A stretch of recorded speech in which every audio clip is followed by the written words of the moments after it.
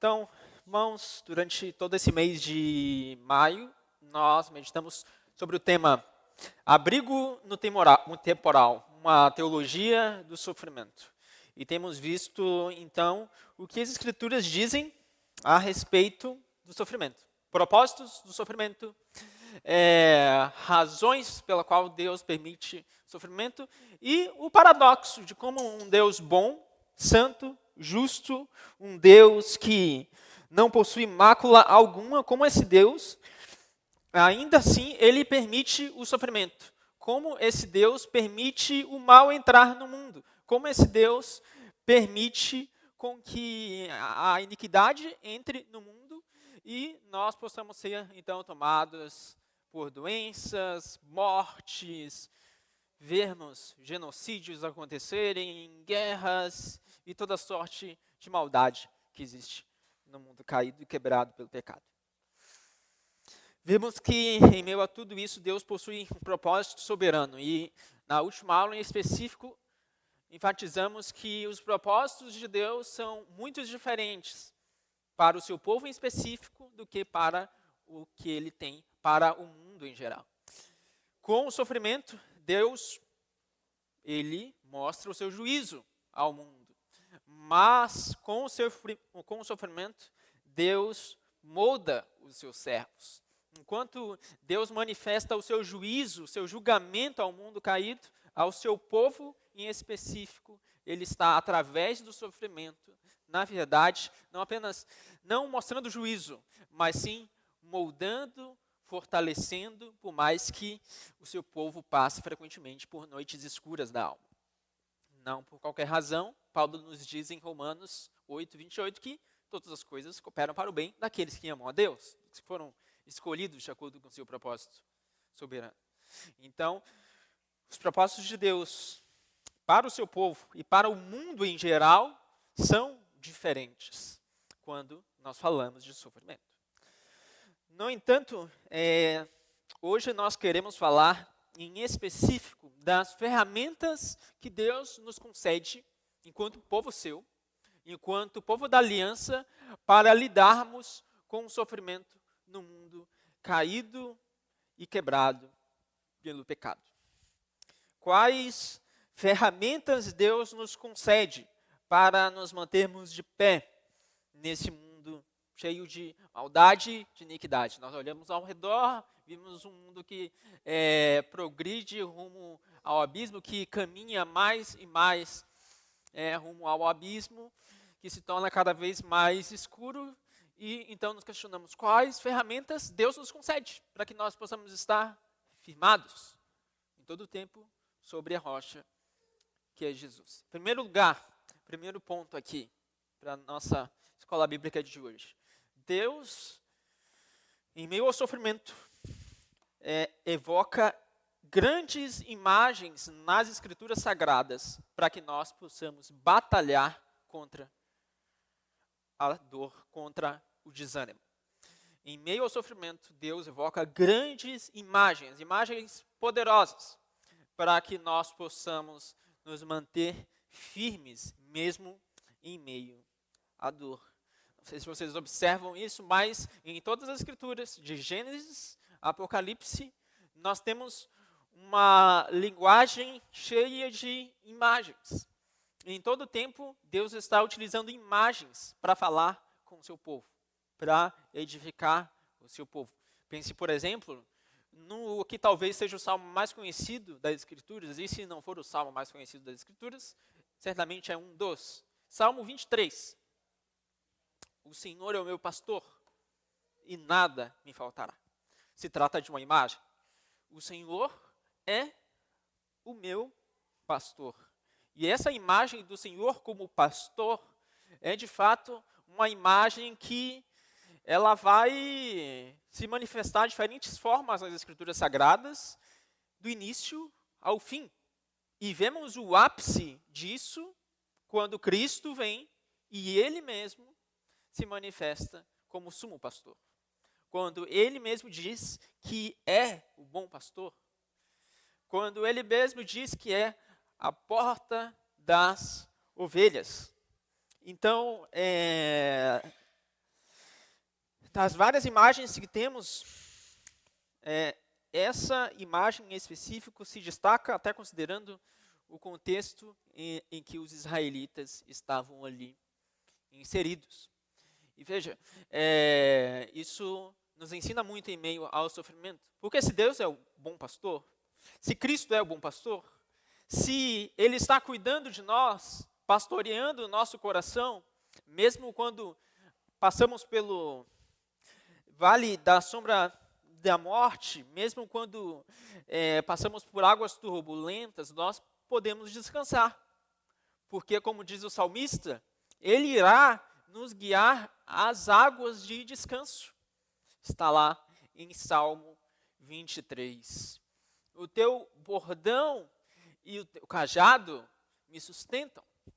Então, mesmo quando nós passamos por momentos difíceis, quando nós temos que ser corrigidos por Deus, que é o nosso pastor, em meio a isso, Ele está também nos sustentando.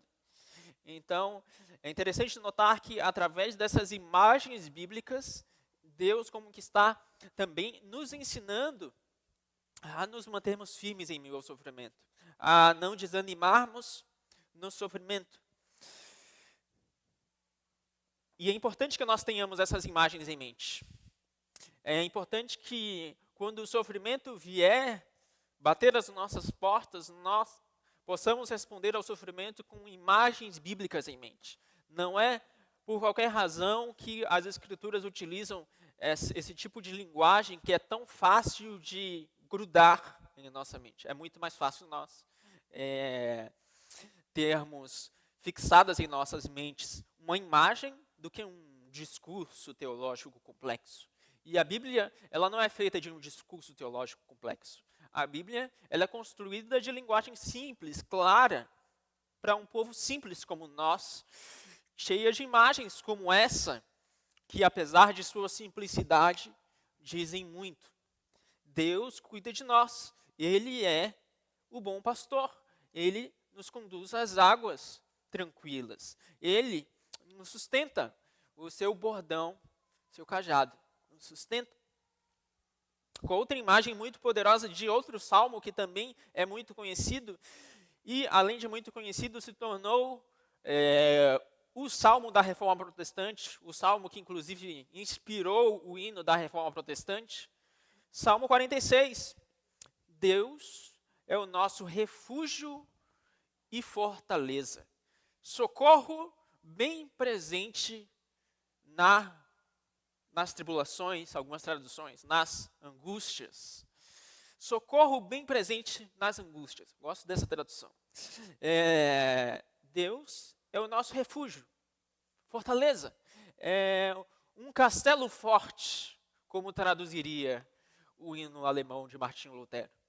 Então, nós temos em Deus um lugar seguro, onde nós podemos nos refugiar, mesmo quando a noite escura da alma bate as portas, mesmo quando tudo ao nosso redor parece se virar contra nós, mesmo quando os nossos inimigos, e às vezes o nosso maior inimigo é nós mesmos, o nosso pecado que nos aflige dia após dia, mesmo quando nós nos sentimos cercados por nós mesmos, por dificuldades exteriores também, nós temos um castelo forte, uma torre forte, um refúgio, uma fortaleza, o Deus Altíssimo, que é o nosso socorro, bem presente nas angústias, nas adversidades, nas tribulações.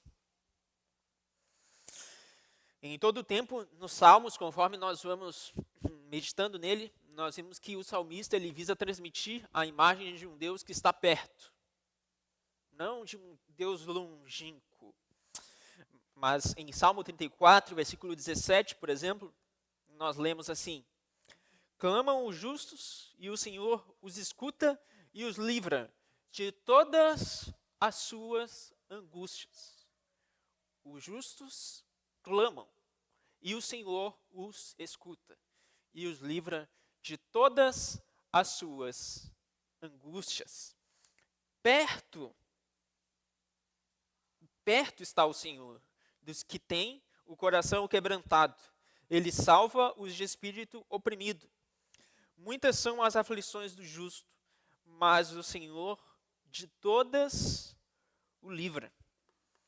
Interessante aqui como ele diz, perto está o Senhor dos que têm o coração quebrantado. Nós podemos orar ao Senhor quando o nosso coração está aflito e saber que Deus é um Deus que nos ouve, que Deus é um Deus que escuta as nossas orações. Deus é um Deus que está perto e que escuta as nossas preces. Então, todas essas são imagens bíblicas, imagens que evocam a bondade de Deus para conosco. Sejam muito bem-vindos. Prazer. Além disso, em meio ao sofrimento, em vez de ouvir nosso sofrimento e desesperarmos, devemos pregar a nós mesmos. Essa é outra grande imagem bíblica que Deus, ou melhor, não imagem bíblica, mas podemos dizer ferramenta que Deus nos concede para nos mantermos firmes em meio ao sofrimento. Estamos basicamente pensando sobre ferramentas que Deus nos dá para que nós possamos nos manter firmes mesmo em meio ao sofrimento. A primeira que nós acabamos de ver é Deus, em todas as escrituras sagradas, ele evoca diversas imagens para que nós possamos nos apegar a ele mesmo em meio ao momento de dor e de sofrimento. Vimos que Deus se manifesta como o pastor, o bom pastor, que Deus se manifesta como um refúgio seguro, como um Deus que está perto, que escuta as nossas orações. Agora, segunda ferramenta que ele nos dá a grande ferramenta de nós podermos pregar a nós mesmos através da sua palavra. Sim, pregar a nós mesmos. Muitas das vezes, em meio ao sofrimento, aliás, a maioria das vezes, em meio ao sofrimento, ou sempre em meio ao sofrimento, a nossa tendência é darmos voz à angústia, darmos voz ao desespero, alimentarmos os medos, alimentarmos as ansiedades, alimentarmos as preocupações e, gradativamente, irmos chegando num nível de desespero cada vez maior, até a ponto de chegarmos num colapso, porque nós vamos dando voz à angústia, dando voz à tristeza, dando voz à ansiedade, e chega um ponto que colapsamos, não aguentamos, de tanto desesperado que nós estamos. No entanto, Isaac Iswin, escrevendo uma biografia sobre Charles Spurgeon, ele falando um pouquinho sobre algo que o Spurgeon ensinava aos seus discípulos, ele nos fala sobre algo bastante interessante. Ele diz que Spurgeon, ele sempre, quando seus discípulos se sentiam desesperados, tentados pelo diabo a pensar que não podiam mais lutar, que não havia mais esperança para eles, Spurgeon dizia assim: sempre que vocês ouvirem essa voz, respondam assim: você pode estar certo, exceto para Jesus. Você pode estar certo, não existe mais esperança para mim, exceto em Jesus. Sim, em Jesus existe esperança para mim. Sim, Satanás, você pode estar certo.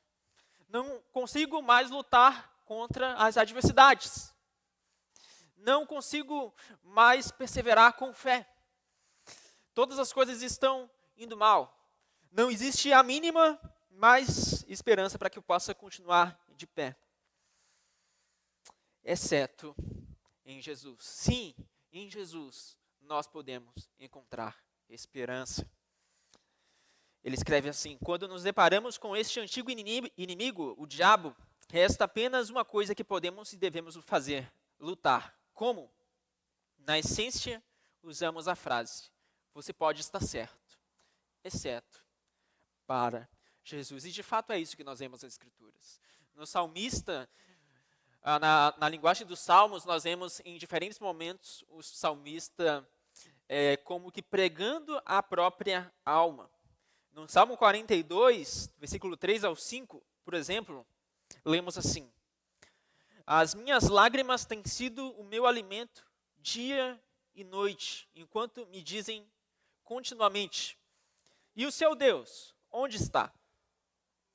Lembro-me destas coisas, e dentro de mim se derrama a minha alma, de como eu passava com a multidão de povo e os guiava em procissão à casa de Deus, entre gritos de alegria e louvor, multidão em festa. Porque você está abatida, ó minha alma, porque se perturba dentro de mim. E espere em Deus, pois ainda o louvarei. A Ele, meu auxílio e Deus meu. É como se o salmista estivesse aqui pregando a sua própria alma com as Escrituras Sagradas. Porque está abatida, ó minha alma, porque se perturba dentro de mim. Espere em Deus. Sim, porque em Deus existe esperança. Porque por mais que não exista esperança em mim, por mais que não exista esperança lá fora, sim, existe esperança em Jesus. Sim, existe esperança em Deus. E nele nós podemos encontrar paz. Nele nós podemos perseverar em meio ao sofrimento. Nele nós podemos lutar firmes e nos mantermos firmes, mesmo em meio às tribulações. No mesmo sentido, vemos o profeta Jeremias, lá em Lamentações, em meio às dores de uma Jerusalém levada ao exílio. Lamentações 3, versículo 21. Quero trazer à memória o que me pode dar esperança. As misericórdias do Senhor são a causa de não sermos consumidos. Era muito difícil para Jeremias trazer, naquele momento, à memória as coisas que lhe podem dar esperança. Afinal de contas, o seu povo estava sendo levado cativo. A esperança de habitar a terra prometida, basicamente, estava se esvaindo. Tudo que foi prometido um dia parecia que estava desaparecendo, porque a terra que foi conquistada agora estava sendo dominada por povos estrangeiros. E o povo, Jeremias, que era o profeta, sabia muito bem a razão disso. Deus permitiu por conta do pecado do povo. Então era tudo muito triste. Era muito difícil trazer à memória o que pode dar esperança. No entanto, Jeremias se recorda: as misericórdias do Senhor são a causa de não sermos consumidos. Em verdade, eles estavam sendo levados para o exílio para arrependimento. E em verdade, eles mereciam ser todos consumidos. Mas a misericórdia do Senhor os estava preservando, para que eles pudessem se arrepender, para que pudessem um dia voltar à terra. Porque as suas misericórdias, o profeta continua, não tem fim, renovam-se cada manhã. Grande é a tua fidelidade. A minha porção é o Senhor, diz a minha alma, portanto, esperarei nele. O Senhor é bom para os que esperam nele, para aqueles que o buscam. Então, outra grande ferramenta que Deus nos concede é pregarmos a nós mesmos. Temos as Escrituras Sagradas e temos uma grande e viva esperança. E, em meio ao sofrimento, não somos chamados a ter uma mente passiva, uma disposição passiva que apenas se deixa levar pelos pensamentos de angústia, de desespero. Mas devemos responder aos pensamentos desesperados com a palavra de Deus. Quando o pensamento desesperador vier, nós devemos relembrar: Deus é poderoso. Quando Satanás nos afligir com os pensamentos de desespero e disser que para nós não existe mais esperança, nós devemos responder: é verdade, não existe esperança mais para mim, exceto em Jesus. E nele eu encontro esperança, nele eu encontro paz. Uma terceira ferramenta que Deus nos concede em meio ao sofrimento é a possibilidade de sermos sinceros. Aprendemos isso com o salmista. Devemos ser sinceros com Deus. Deus enxerga o nosso coração. Ele não quer que nós guardemos o nosso lamento apenas para nós. Na verdade, quando nós lemos os salmos, nós aprendemos a lamentar.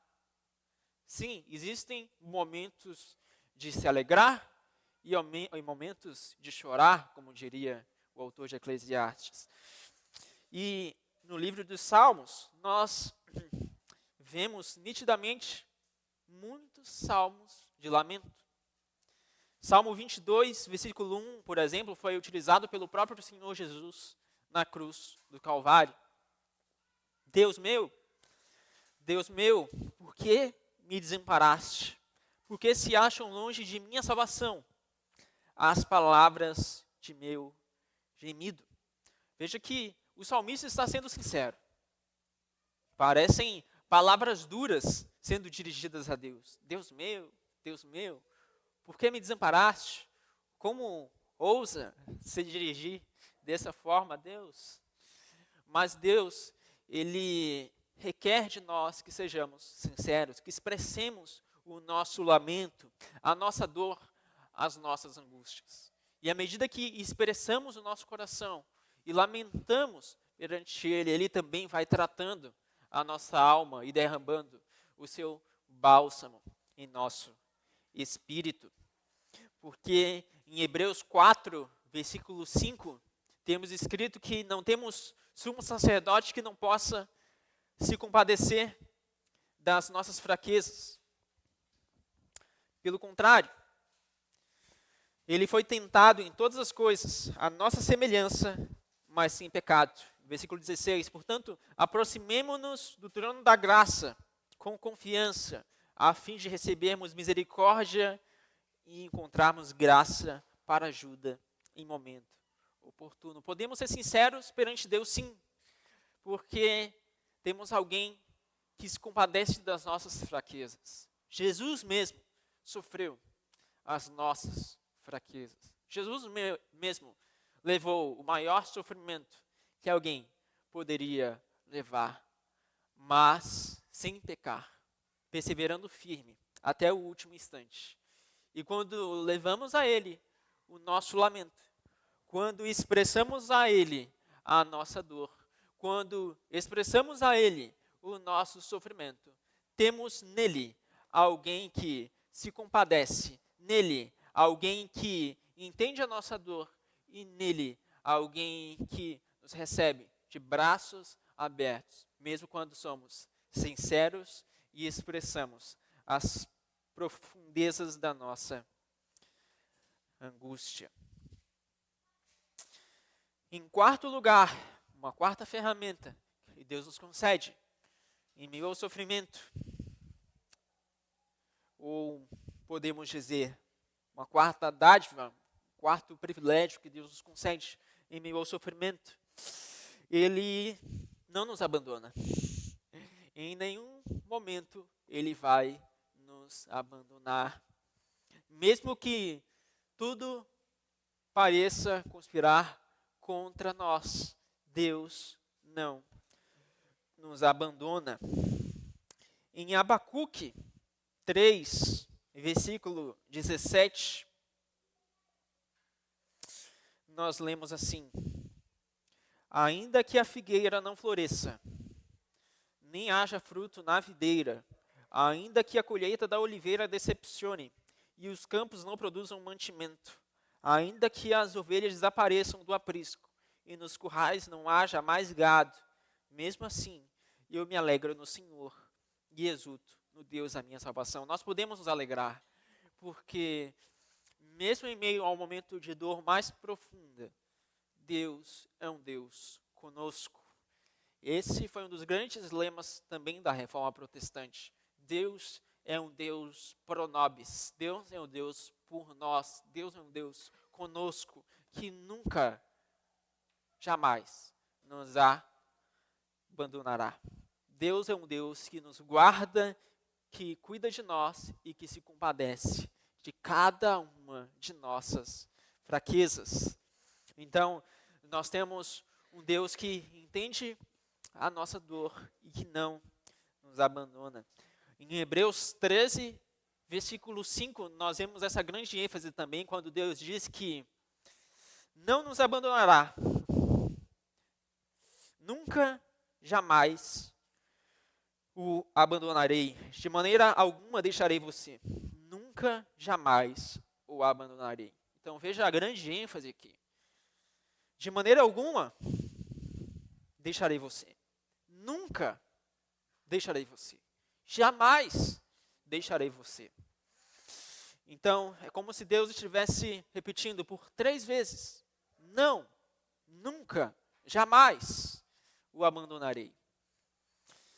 Essa é a promessa que nós temos no Evangelho. Em Cristo, se nele nós depositamos a nossa fé, se nele nós depositamos a nossa esperança, temos um Deus que é por nós, um Deus que é conosco, um Deus que nunca, jamais nos abandona. Por isso, nele nós podemos depositar toda a nossa esperança. Por fim, uma das grandes dádivas que nós temos em meio ao sofrimento é que em Cristo nós temos ricas e poderosas promessas. Bom, saber que Deus não nos abandonará mesmo em meio à dor já é uma grande promessa. Mas em Cristo nós também temos a promessa de que toda dor é por enquanto. Toda dor acabará um dia. Toda dor chegará ao fim.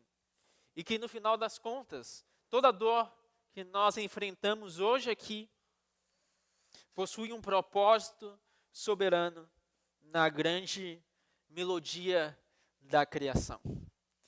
Em Apocalipse 21, versículo 3, nós lemos: Então ouvi uma voz forte que vinha do trono e dizia: Eis o tabernáculo de Deus com os seres humanos. Deus habitará com eles. Eles serão povos de Deus, e Deus mesmo estará com eles, e será o Deus deles. E lhes enxugará dos olhos toda lágrima. E já não existirá mais morte, já não haverá luto, nem pranto, nem dor, porque as primeiras coisas passaram. E aquele que estava sentado no trono disse: Eis que faço novas todas as coisas. E acrescentou: Escreva, porque estas palavras são fiéis e verdadeiras. Tudo se fará novo. E em Cristo nós temos essa firme esperança. Toda lágrima será enxugada. Toda dor será cessada. A morte será extinta. E por mais que passemos por momentos estranhos, toda dor é por enquanto. Então, basicamente, recapitulando a nossa conversa de hoje, Deus é um Deus que nos concede múltiplas ferramentas nas Escrituras, para que nós possamos estar firmes mesmo em meio aos momentos de tribulação. Em primeiro lugar, nós temos muitas promessas nas Escrituras Sagradas. Muitas imagens nas Escrituras Sagradas, melhor dizendo. Deus é o bom pastor, Deus é o refúgio, Deus é o Deus que está perto de nós. Em segundo lugar, nós podemos pregar a nós mesmos. Por mais que muitas vezes sejamos tentados pelo diabo ao pensar que não existe mais esperanças para nós, nós podemos responder a isso, nos lembrando que sim, por mais que não haja mais esperança para nós, temos sim esperança em Jesus. Por mais que não conseguimos fazer nada por força própria ou por mérito próprio, por mais que ninguém possa fazer nada para salvar a nossa alma, para nos fortalecer espiritualmente, Cristo fez o maior dos sacrifícios por nós. E nós então podemos pregar a nós mesmos, não nos deixando abater em meio ao sofrimento, não nos deixando abater em meio aos pensamentos de dúvida, de ansiedade, de preocupação, de medo, mas respondermos a essas coisas com o Evangelho, respondermos a essas coisas com a palavra de Deus, pregando as Escrituras Sagradas, em primeiro lugar, a nós mesmos. Em terceiro lugar, podemos ser sinceros, podemos lamentar, podemos, sim, expressar a nossa dor perante Deus, porque temos em Deus um Deus que entende a nossa fraqueza, um Deus que se compadece da nossa dor, um Deus que entregou o seu próprio Filho para levar a maior dor em nosso lugar. Em quarto lugar, temos em Deus um Deus que não nos abandona, que nunca, jamais nos abandonará, que sempre estará conosco, mesmo nos momentos mais escuros. Isso nos dá ânimo também a perseverarmos, mesmo em meio às noites escuras da alma. E por fim, em quinto lugar, a rica promessa de que toda dor é por enquanto, toda dor chegará ao fim, toda lágrima será enxugada e tudo será feito novo naquele dia, quando Cristo voltar, estivermos com Ele para sempre. Portanto, que nós possamos perseverar com fé e com confiança, com os olhos em Jesus, conscientes de que Ele é um Deus conosco. Ele é um Deus que certamente sabe o que faz. Temos 5 minutos ainda. Não sei se alguém gostaria de fazer algum comentário. Fique à vontade. Se não, vamos orar para encerrar nossa escola bíblica.